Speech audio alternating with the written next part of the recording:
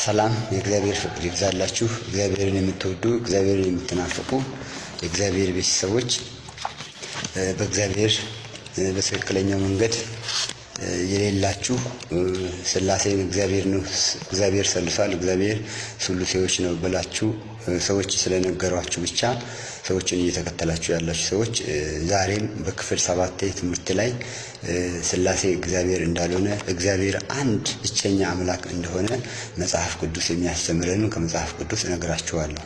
ብቸኛው አምላክ ታዲያ ማን ነው? አንዱ በሥጋ የተገለጠው ኢየሱስ ክርስቶስ ነው። ቃል የነበረው መንፈስ የነበረው ለሰዎች ሁሉ ኃጢአት ሲል ወደዚህ ምድር ሰዎችን ወደ ገነት ከገሃነም ወደ ገነት ለመመለስ እግዚአብሔር ሆኖ የነበረው ኢየሱስ ክርስቶስ በሥጋ የተገለጠው ያ መንፈስ የነበረው የጥንቱ አምላክ እንጂ አዲስ አምላክ እግዚአብሔር ሥሉሴ ወይም ሥላሴ ወይም እግዚአብሔር ሰልሷል የሚለውን ተረት የሆነ የአሮጊቶች ትምህርት ዛሬ አፈርሳለሁ። በእግዚአብሔር ቃል መሰረት እናንተ ተከታተሉ።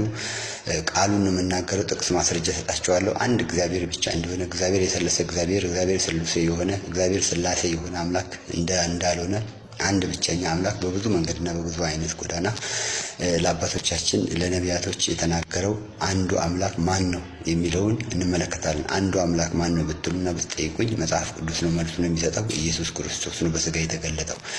አንዱ አምላክ በዛ በሥጋ ውስጥ ተገልጧል። አንዱ አምላክ ስሙም ኢየሱስ ነው፣ እሱም እግዚአብሔር ነው።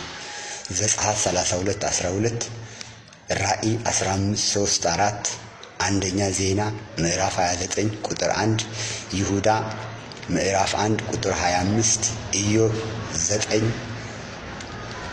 ኢዮብ ምዕራፍ 9 ቁጥር 8 አንደኛ ጢሞቴዎስ ምዕራፍ 1 ቁጥር 17 ኢዮብ 23:13 ሮሜ 3:29-30 መዝሙር 33:15 ሮሜ 16:27 ገላትያ 3:20 መዝሙር 72:18 ዘዳግም 32:39 ዮሐንስ 17:3 ዘዳግም 32:12 ቅድም ብየዋለሁ።